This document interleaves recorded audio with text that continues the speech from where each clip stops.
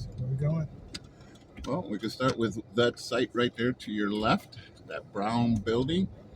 That is the old Allen Bradley, and now it's known as Rockwell, and that has the world's largest force-phase clock. Yeah, I remember you telling me that. Mm-hmm. Make a right turn here, right? Yep. Okay. So that building on the left. Okay. Right there, Brown that building. one. You want to take a look at the clock, you have to go around the building. Oh, I'm not worried about that. I just want to get a street view of what we're looking at? Yeah, okay. I ain't got time to check out a clock. Mm-hmm. I got a clock on my truck. To the right Yeah. is used to be where a lot of the foundries were.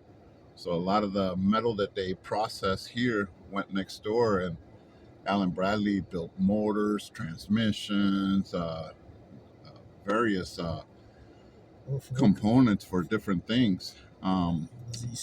Yeah, so they work for a corporation that like Ford or Chevy? No, they just sold engine products to whoever, you know. So it was a wide range of customers and stuff like that. Yeah. And then that was the whole thing, was like this whole street here was all industrial, you know.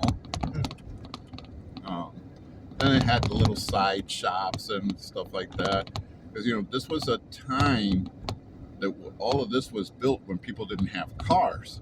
Right. So what happened was, you know, people would live upstairs, the shops were downstairs. Okay, so they lived where they worked.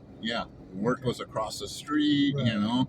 So you had this whole community growing based on, you know, what's necessity. Oh, right here to the left, this building here, they just passed that brown one that we just passed. Yes. That is the building where they made the the device that detonated the atomic bomb. What happened was that building there, they would build all this stuff in secrecy, and they like have everything else.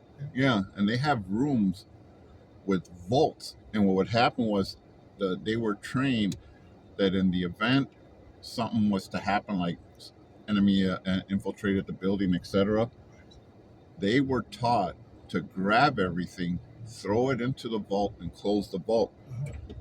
And no one in that building knew the vault combination. So you had to actually call another location, and the guy would come and open it once it was all clear. So was it a vault inside of a vault inside of another vault? Because I would think just only two. There was just two. Yeah. So it was one vault inside of one vault. Yeah, because I would have think they would have had a plan B. Well, that was the thing too. It's like when you take the tour of the building in there, they have a room inside a room inside a room. I mean, literally, it's like it has 4 walls wrapped around one room, wrapped around that room, wrapped around the second room. And that was the same thing. The idea was that if they were compromised, the objection was that it would take somebody a long time to get through, you know, to get to the... So it was compartmentalized. Yes. So the idea was that you could not enter this building without some effort. Yeah. And if you did, it would take you a long time to get through. Wow, that's deep. Yeah. Well, no. At the time, Milwaukee was heavily involved in the war because it was a lot of the production. Their fear at the time was that because there were so many Germans living in Milwaukee, that there was like an outright racism towards Germans, you know, because of the mentality that they had built about what was happening, what was going on, the war, etc. Oh yeah, and on top of that, they like to drink. So. Well, that was the thing, was that what didn't help their cause was that a Nazi network was found. It was on 12th and 12th and State. There was a building over there, and that's where they had their little headquarters of spies. What the Germans were doing was that they were talking to Germans here with the skills that they were learning in the foundries, in the electrical, the plumbing, everything. Right. And they were telling them, you know, we need you to come back home. So a lot of these Germans left here with that intention of going back home to help Germany, not realizing that obviously this was all leading into a world war. You Yeah, know. yeah. I think I just seen my future wife. Oh, But well, this would be the right area to find her. I'm telling you, man, I'm gonna have to. You know where's a good one place too? You know, What's that? by what's that restaurant?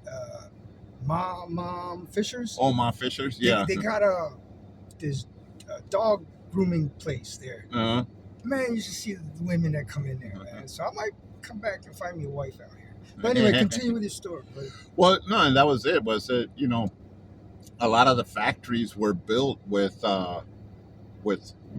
basically machine guns and soldiers hiding inside. Right. You know, and again, that was the whole thing. Was that the event something happened, these guys were ready to repel any compromise or enemy that Right. made its way in.